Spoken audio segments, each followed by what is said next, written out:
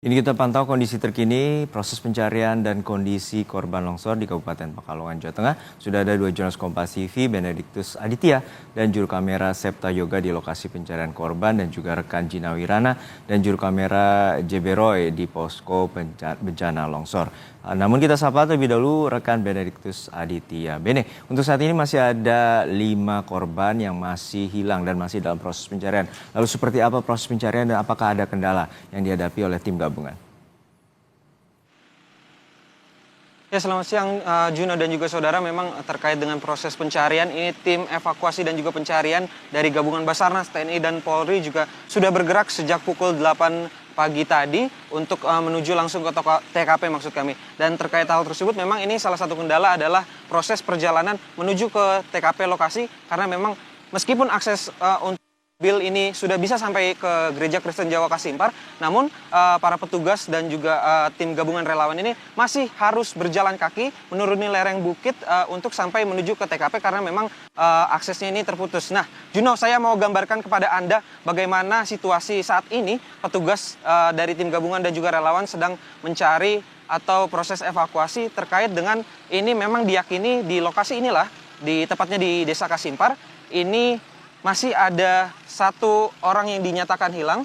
Tepatnya ini adalah putri dari Sekretaris Desa Kasimpar, Sularso begitu, yang diketahui memang masih dalam upaya pencarian di lokasi ini. Nah, kalau bisa saya jelaskan kepada Anda, Juno, ini tadi beberapa tim gabungan langsung bergerak ke tempat di mana ini reruntuhan bangunan dari beberapa rumah. Setidaknya ada 3 rumah yang menjadi korban longsoran pada 20 Januari yang lalu di Desa Kasimpar, di mana ini para petugas masih membuka atau membersihkan puing-puing bangunan yang diduga di dalamnya ini masih ada korban yang dinyatakan hilang. Nah, Juno, memang terkait dengan titik pencarian, sampai dengan saat ini setidaknya ada 4 titik pencarian, di mana tempat saya mengabarkan ini merupakan sektor 2, yaitu di Desa Kasimpar, merupakan desa yang paling parah terdampak adanya kejadian tanah longsor yang menimpa pada 20 Januari yang lalu. Dan terkait hal tersebut, ini kendala selain juga terkait dengan akses menuju lokasi, memang para petugas juga sempat bercerita kepada kami terkait dengan kontur dan struktur tanah yang berada di Desa Kasimpar ini di Kecamatan Petung Priyono. Ini tanahnya berstruktur atau berkontur gembur. Ini yang menyulitkan petugas untuk melakukan evakuasi berjalan kaki menuju ke TKP. Selain itu juga curah hujan yang sewaktu-waktu bisa jadi terjadi, karena memang ini yang dikhawatirkan jika nantinya hujan terus mengguyur begitu, ada kiriman air dari atas begitu, sehingga ini air akan menuju ke bawah, sehingga ini dikhawatirkan akan terjadi longsor susulan atau longsor tambahan. Nah, Juno, kalau misalkan kita lihat memang ini beberapa petugas juga mengerahkan 4 unit, setidaknya 4 unit pompa air bertekanan tinggi untuk membantu proses pembersihan dari puing-puing bangunan, karena bangunan ini tertimpa atau tertimbun tanah longsor. Dan terjadi ini, kalau bisa saya gambarkan kepada Anda, Juno, memang ini tadi petugas ramai-ramai langsung bergerak ke bawah, karena ini diyakini masih ada salah seorang yang dikabarkan hilang, yang tepatnya memang ini rumah dari kepala maksud kami Sekretaris Desa Kasimpar, Sularso, yang jenazahnya memang untuk Sekretaris Desa Kasimpar, Sularso, dan istrinya sudah ditemukan pada hari pertama, namun untuk anaknya ini masih dalam lokasi pencarian. Nah, Juno, memang ini para petugas kalau dilihat berjibaku untuk menarik dan juga menggali yang diduga rumah dari Sekretaris Desa, maksud kami Sekretaris Desa Kasimpar, Sularso, yang berada di Desa Kasimpar. Nah, memang sejauh ini masih dalam upaya proses pencarian, karena dugaannya memang salah satu korban ini masih berada di dalam reruntuhan bangunan tersebut. Dan kalau bisa saya gambarkan kepada Anda, Juno, ini merupakan hari pencarian atau proses evakuasi hari ketiga di Desa Kasimpar, Kecamatan Petung Priyono, Kabupaten Pekalongan. Nah, Juno, memang kalau misalkan saya gambarkan kepada Anda terkait dengan kendala, ini juga curah hujan yang sewaktu-waktu bisa terjadi, ini yang menyulitkan para petugas di lapangan. Begitu, Juno. Terima Terima kasih rekan Benediktus Aditya dari lokasi proses pencarian di Petung Kriono, Kabupaten Pekalongan. Namun kita juga akan menyapa rekan Gina Wirana yang memantau di posko pengungsian, terutama posko bencana longsor, Kecamatan Petung Kriono, Pekalongan, Jawa Tengah. Sudah ada rekan Gina Wirana dan juru kamera JB Roy.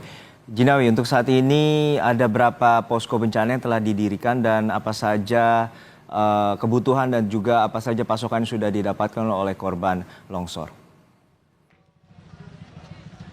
Ya baik Juno dan juga saudara, di mana titik saya berdiri ini adalah merupakan pos utama, di mana ini terdiri dari beberapa posko. Yang pertama ada posko antemortem, di mana nantinya para korban bisa diidentifikasi di situ. Lalu ada posko jenazah, di mana nanti jenazah bisa ditransitkan, kemudian bisa dibawa ambulan ke RSUD ataupun ke keluarga.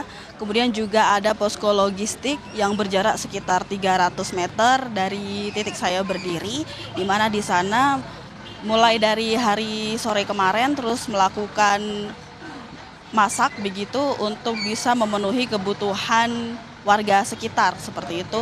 Lalu ada juga posko-posko relawan yang juga didirikan sejak kemarin, dan rata-rata posko relawan ini merupakan posko-posko dapur umum begitu. Dan juga di tempat saya berdiri di kiri saya ini adalah Puskesmas Kecamatan Petung Kriono, di mana ini juga merupakan satu-satunya pusat kesehatan masyarakat yang ada di Kecamatan Petung Kriono. Perlu diketahui juga Juno dan juga saudara bahwa akses untuk menuju ke sini atau ke pusat kesehatan masyarakat ini memang cukup sulit bagi warga yang tinggal di dusun-dusun yang lain begitu, karena akses jalan yang terputus. Akses jalan yang terputus ini setidaknya membuat jalanan menjadi rusak akibat longsor dan juga tanah ambles, sehingga di sini memang merupakan satu-satunya tempat warga untuk bisa mendapatkan perawatan medis. Tadi pagi Juno ada beberapa warga yang datang jauh-jauh dari dusun sebelah untuk mendapatkan pertolongan medis dan juga untuk bisa mendapatkan bantuan logistik dan juga makanan pokok seperti itu. Karena mereka biasanya melakukan perjalanan dengan kendaraan 15 menit dari setiap dusun ke lokasi, ke puskesmas di sini. Namun karena adanya jalan rusak akibat longsor ini, sehingga warga mau tidak mau terpaksa harus berjalan kaki seperti itu Juno.